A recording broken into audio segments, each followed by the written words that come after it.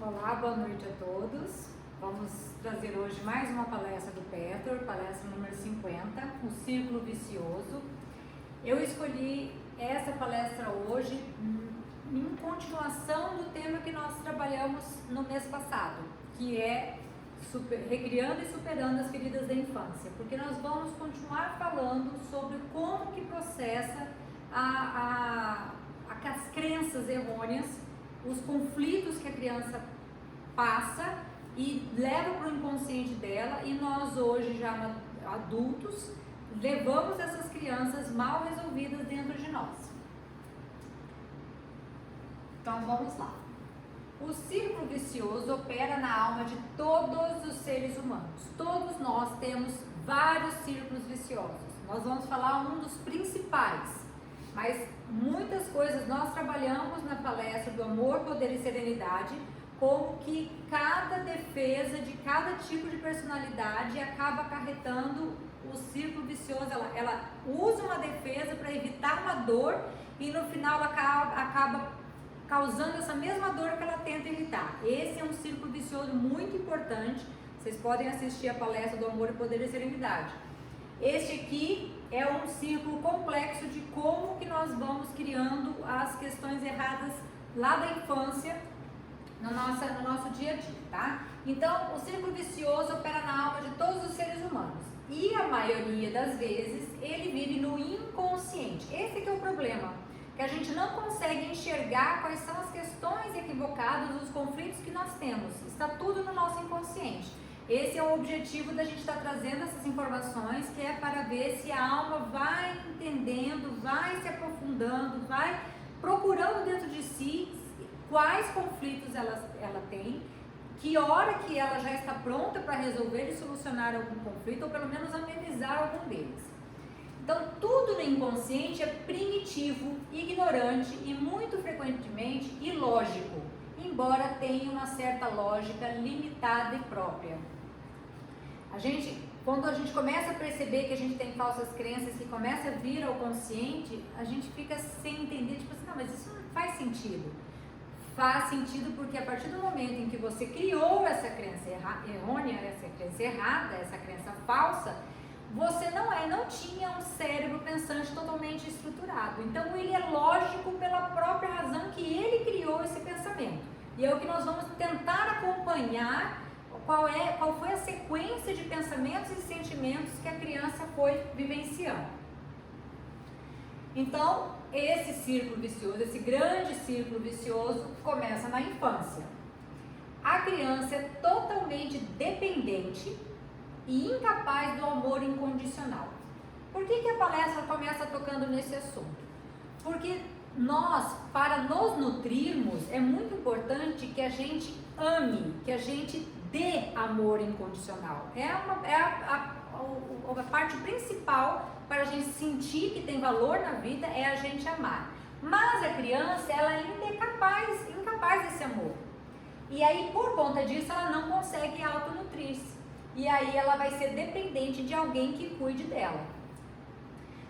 O adulto maduro cresce à medida que sua personalidade amadureça como um todo. Então vamos dizer que essa criança consiga ir crescendo e amadurecendo como um todo.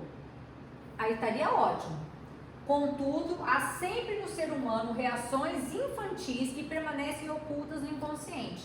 Então, o que ele está querendo dizer aqui? É praticamente impossível, ele não fala com essas palavras, mas você crescer como um todo. Geralmente, a gente cresce mais em algumas áreas, em alguns tipos de qualidade, de características, em outras elas ficam ali ainda meio adormecidas e a gente acaba ficando disforme. Ali onde a gente não cresceu, é onde vai gerar conflitos na nossa futura vida.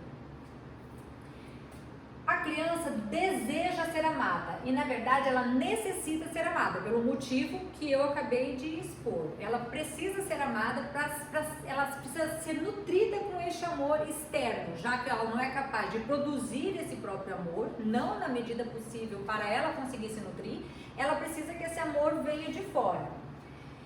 Só que aí ela entra em contato com ambientes mais ou menos imperfeitos que trazem à tona seus problemas interiores.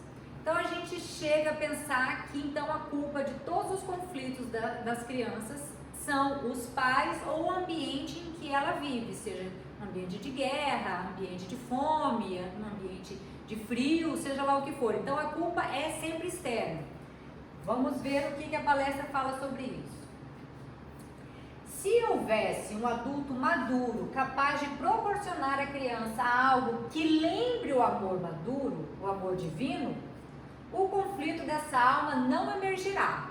Parece bom o conflito não aparecer? Aparentemente parece, a gente não quer ver conflito, né? Não é à toa que nós temos muita coisa mal resolvida dentro do nosso inconsciente.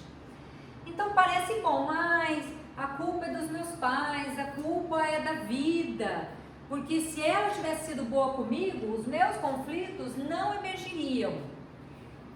Então, os problemas interiores da entidade não seriam solucionados, porque a gente só consegue solucionar, a gente só consegue resolver, a gente só consegue curar conflitos que estejam conscientes, que estejam na superfície. Então, não é bom que o conflito permaneça escondido. É importante que esse conflito venha à tona para a gente poder solucionar, para a gente olhar para ele e conseguir enxergar e decidir o que fazer com ele.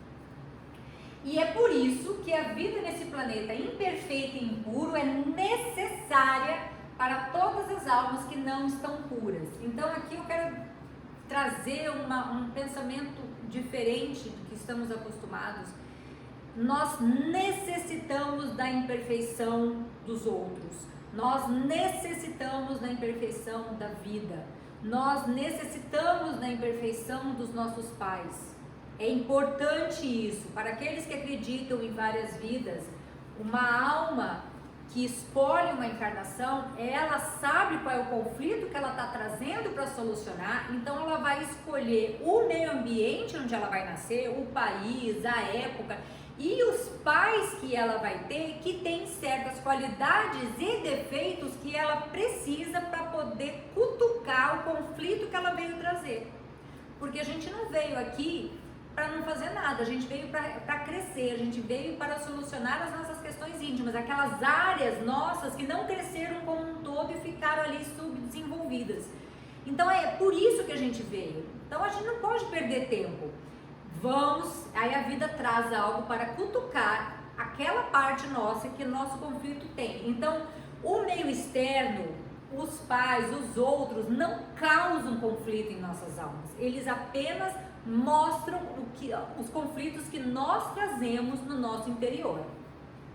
E o exemplo disso é que pais, mesmos pais de filhos diferentes, que têm os mesmos tipos de defeito, tem um filho que sente mais aquele defeito, o outro filho fala, teve esse defeito, mas isso não me causou mal.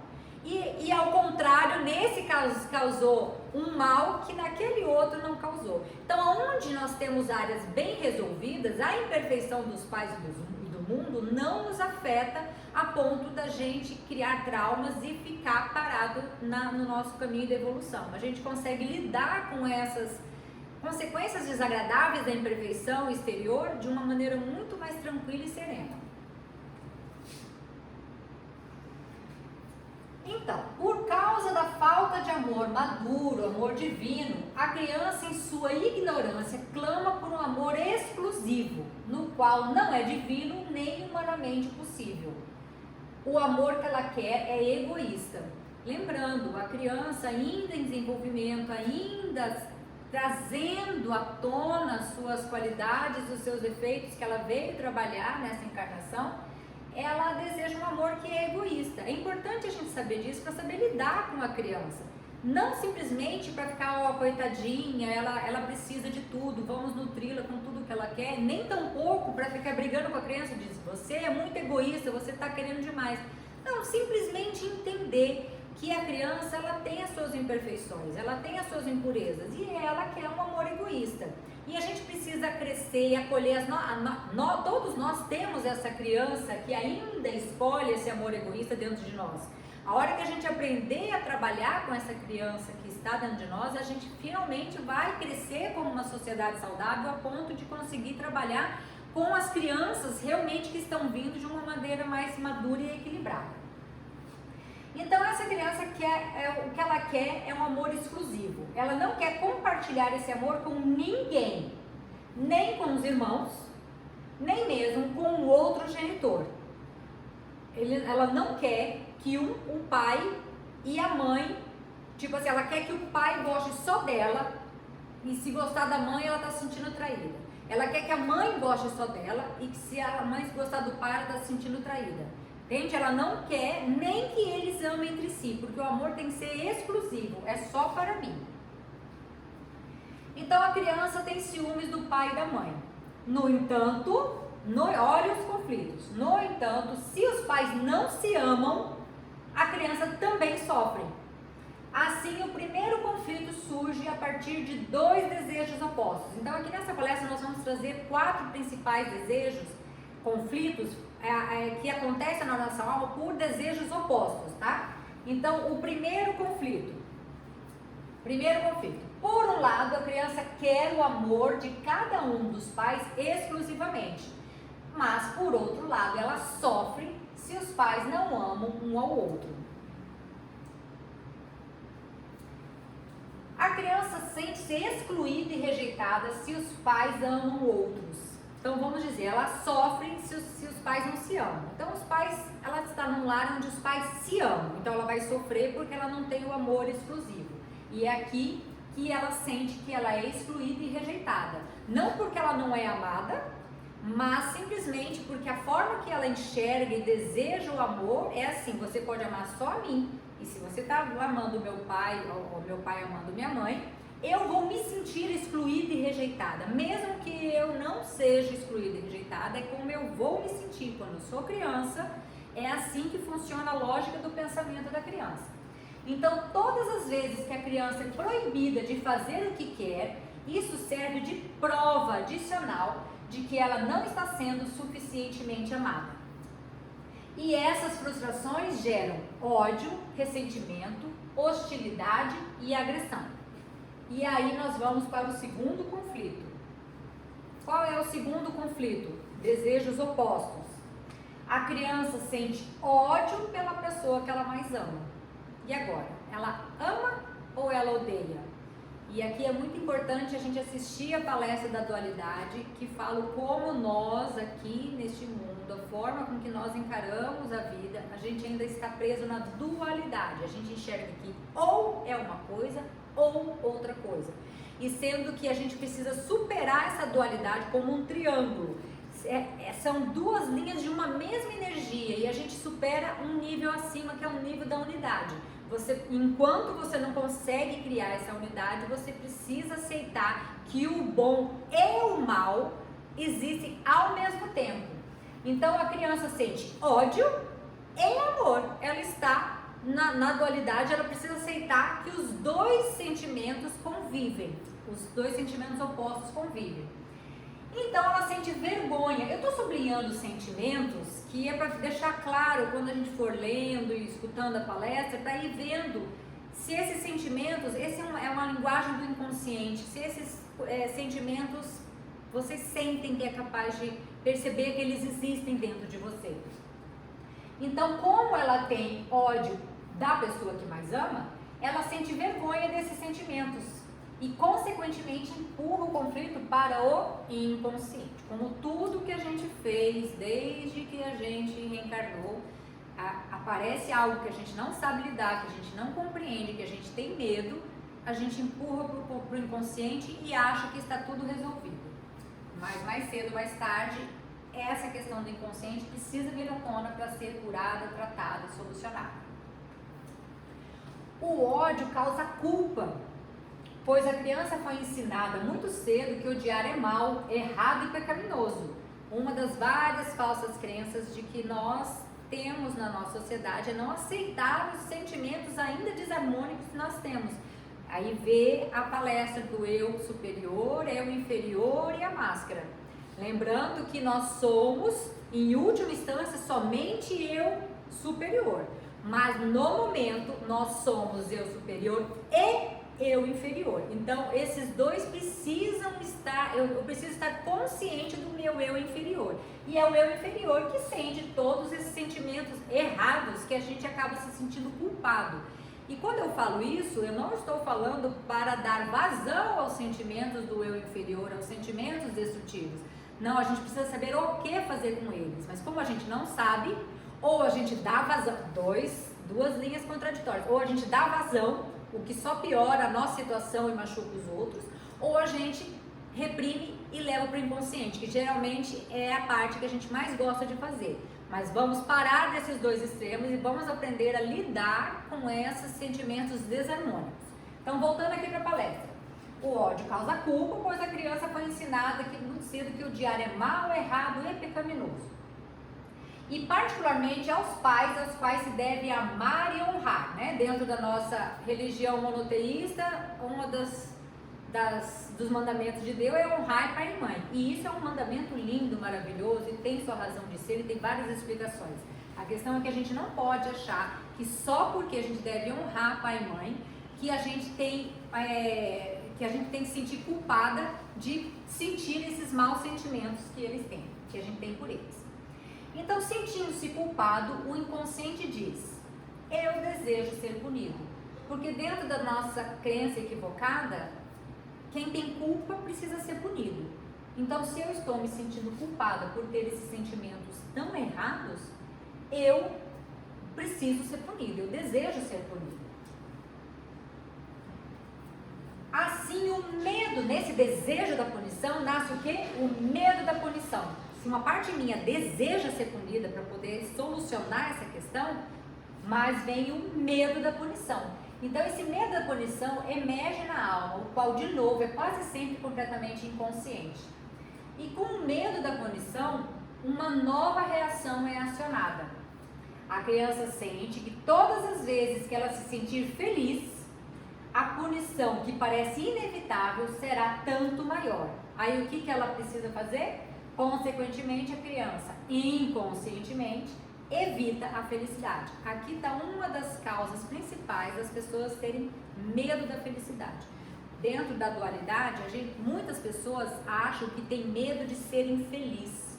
Mas se a gente procurar um pouco mais a fundo, elas têm mais medo ainda da felicidade. Por vários motivos, porque vai que eu sou feliz e eu perco a felicidade. Já estou tão acostumado aqui nessa minha vida desagradável, mas pelo menos aqui eu estou segura, eu já sei como lidar com isso. Agora é muito frustrante você começar a ser feliz e de repente a vida te tira isso. Então, como a gente não sabe lidar com a frustração, com as questões de perda, a gente prefere então nem ter. Esse é um dos motivos. A gente já evita a felicidade porque no fundo, eu tenho medo de ser punido, já que mais fundo ainda eu desejo a punição, por causa da culpa. Então a criança, aqui nós estamos falando da criança, como que o processo todo acontece na criança, mas lembrando que hoje somos adultos que continuam com essa criança imatura dentro de nós, tá? Então a criança evita a felicidade, acreditando que dessa maneira estará pagando pela culpa, evitando uma punição ainda maior. Então outro conflito surge a partir de outros dois desejos opostos. Qual será ele? Terceiro conflito. Por um lado, a personalidade está clamando por felicidade e realização. A gente não consegue viver sem prazer, sem realização. A alma necessita, como o corpo precisa de água, comida, respirar, a nossa alma precisa de felicidade e realização. A gente precisa disso. Então, o lado nosso quer felicidade e realização. Só que o outro medo, por outro lado, o medo da felicidade proíbe essa realização. Então, por um lado a gente quer e por outro lado a gente evita, sabota a nossa própria felicidade. Terceiro conflito dos opostos na nossa vida. Aí surge a tal da ideia da autopunição. A gente tem tanto medo de ser punido pelo outro, que eu não sei o que o outro pode fazer por mim, então eu mesmo resolvo me punir. E aí pelo menos eu tenho controle dessa punição. Então aqui, entre aspas, um pensamento que surge de uma lógica meio irrealista da criança que está em formação. Eu tenho medo de ser punido pelas outras pessoas, embora eu saiba que o mereça. Talvez se eu me punisse, ao menos eu poderia evitar a humilhação, a vulnerabilidade e a degradação de ser punido por forças exteriores a mim. E aí a gente percebe que a autopunição pode ocorrer de várias maneiras, seja por doenças físicas. Quantas doenças hoje nós já sabemos que são doenças emocionais, doenças da alma. Mas no fundo, todas as nossas doenças físicas, de alguma forma, ela retrata a desarmonia da nossa alma. Então, toda e qualquer doença pode ser muito da nossa punição. Eu desejo ficar doente, porque é uma forma que eu tenho de me retratar de mim perante a culpa que eu tenho. Então, a punição pode acontecer por doenças físicas, que a psique produz, ou por vários acontecimentos negativos, dificuldades, falhas ou conflitos em qualquer área. De repente, eu perco alguém que eu amo, eu tenho problemas financeiros, eu tenho problemas psicológicos. De várias formas, a gente pode sabotar a nossa própria felicidade. Eu nunca consigo um emprego que eu quero, eu nunca consigo um chefe legal, eu nunca consigo um parceiro que me nutra, e assim a gente vai repetindo e vai tirando a possibilidade da gente ter uma realização positiva. Deixa eu ver se eu passei alguma coisa. Autopunição, tá certo. Aí vem o quarto conflito. Uma outra reação em cadeia nesse círculo vicioso é a fragmentação da personalidade no fluxo dos desejos. A necessidade de autopunição coexiste com o desejo de não ser punido. Então, se antes eu quero a realização, mas eu preciso sabotá-la, mas eu ainda quero, então eu não quero ser punido. Tem alguma forma de eu conseguir essa realização sem ser punido? Esse é um outro conflito que a pessoa tenta burlar o terceiro conflito. Lembrando que o terceiro conflito, eu quero a realização, mas eu não posso, eu me saboto. Mas será que eu consigo essa realização sem me sabotar? De uma outra forma? Aí vem e nasce o que muitas vezes na palestra eles chamam de consciência sobreposta, consciência falsa, uma consciência que não é a real, não é a verdadeira. A consciência real, a consciência verdadeira, ela é da luz, ela é do eu superior. A consciência falsa, a consciência sobreposta, ela é maquinada pelo eu inferior, tá? Então, como que nasce essa consciência sobreposta? Talvez eu possa me redimir de uma outra maneira pela minha grande culpa de odiar. Se eu for perfeito, se eu não tiver faltas ou fraquezas, se for o melhor em tudo que realizo, então posso pagar pelo meu passado de ódio e ressentimento. Então estou tentando burlar. Eu não quero resolver, eu não quero olhar para a minha desarmonia, eu não quero olhar para o meu eu inferior. Lembrando da nossa palestra, do eu superior, eu inferior e a máscara. Que a máscara ela inclui a consciência sobreposta. Ela inclui as pseudo-soluções do amor, poder e serenidade, que é a autoimagem idealizada, e ela inclui a consciência sobreposta. Para eu conseguir, eu vou burlar essa minha falha, eu vou fingir que eu não tenho, eu não quero olhar para a minha imperfeição, eu não quero olhar para a minha harmonia, eu sei que eu sou, mas eu jogo isso no inconsciente e começo a acreditar que eu não tenho essas questões e eu mostro para os outros também, e eu me convenço disso. Muito provavelmente a nossa próxima palestra vai ser sobre consciência falsa e consciência sobreposta, porque esse tipo de energia atrapalha demais a gente conseguir entender os nossos sentimentos, da forma como que a gente tenta muito assim, é certo ou errado, e sendo que não tem muito certo e errado. Lembra da dualidade? Ou é certo ou errado, tem coisa que é certa e errada ao mesmo tempo. Então, é a consciência real, é uma luta da consciência real e da consciência sobreposta. Nós vamos falar sobre isso provavelmente no nosso próximo encontro. Então, voltando aqui para eu acompanhar. Então, se eu for perfeito, ou a consciência sobreposta tentando esconder o eu inferior, que é a máscara, né? Se eu for perfeito, se não tiver faltas ou fraquezas, se for o melhor em tudo que realizo, então posso pagar pelo meu passado de ódio e ressentimentos. E dessa maneira está sendo criada uma segunda consciência, que é a consciência sobreposta, que é responsável pela autoimagem idealizada, que a gente também chama de máscara. Uma hora eu vou trazer um desenho com todos esses eus para ficar um pouco mais claro, tá? Porque são vários eus. Primeiro eu quero falar um pouco de cada um deles, aí depois eu venho com o desenho pra gente ir dando nome aos bois para ficar mais fácil. Então a consciência sobreposta, ela sempre traz inadequação e inferioridade. Por quê? Porque a consciência sobreposta faz exigências as quais são impossíveis de realizar. Cada vez que não consegue alcançar esses padrões, vocês se sentem desproporcionalmente desqualificados. Então eu quero ser alguém que eu ainda não sou, eu acredito que eu sou capaz disso, só que eu ponho uma meta tão alta que é impossível de realizar. E quando eu percebo que eu não consigo realizar, eu simplesmente me sinto desqualificado, inadequado, me sinto inferior. E aí, fechando o grande círculo vicioso. Eu falhei, sei que sou superior, essa aqui é a consciência sobreposta falando. Sei que eu sou superior, mas talvez se eu pudesse receber uma grande quantidade de amor, respeito e admiração dos outros, de novo, eu estou pondo para fora que o mundo externo me dê aquilo que eu estou negando a dar a mim mesmo, que é autovalor, autoestima, sem necessariamente ser perfeita ainda.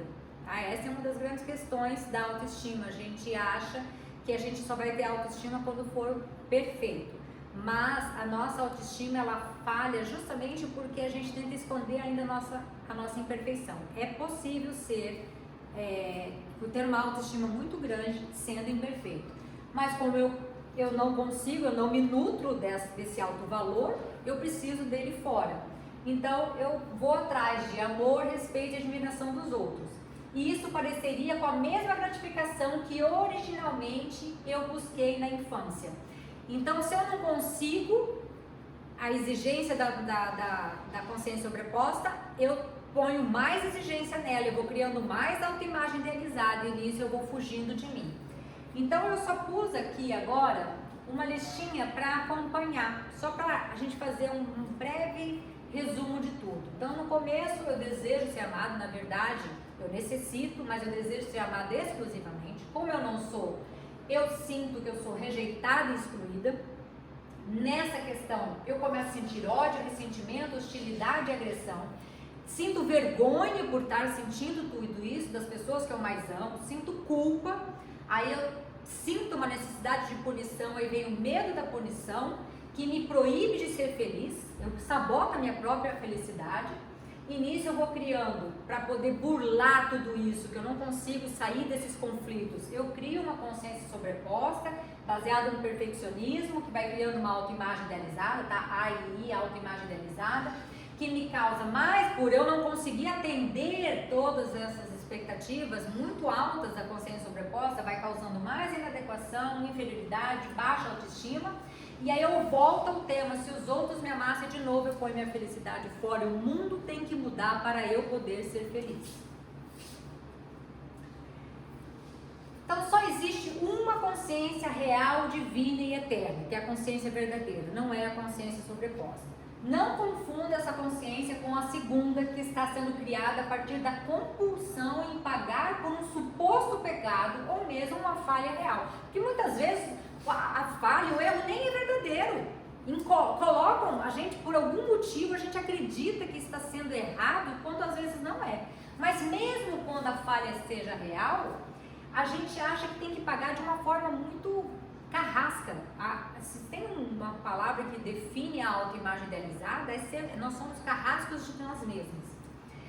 Então, tampouco os pecados imaginários ou reais podem ser pagos por uma consciência artificial e super exigente. Então, a gente não vai conseguir resolver os nossos problemas reais ou imaginários com essa consciência falsa, com essa consciência sobreposta. Na verdade, ninguém precisa ser punido. A consciência divina, a consciência real que nós temos, sabe que vocês não podem ser perfeitos agora. Ela quer lhes mostrar como atingir a perfeição gradualmente, aceitando a si mesmos como são agora, sem culpa ou medo. Apenas quando, e aqui nós estamos já no nosso último slide, apenas quando vocês desejam amar de uma maneira saudável, que não encubra motivos doentios, e apenas quando estão desejosos por amar na mesma intensidade em que desejam ser amados e, consequentemente, aceitando os riscos da vida, é que o amor poderá vir. Então, aqui nós terminamos essa nossa palestra de hoje. Mês que vem estaremos aqui de novo. Eu agradeço a presença de todos vocês e boa noite.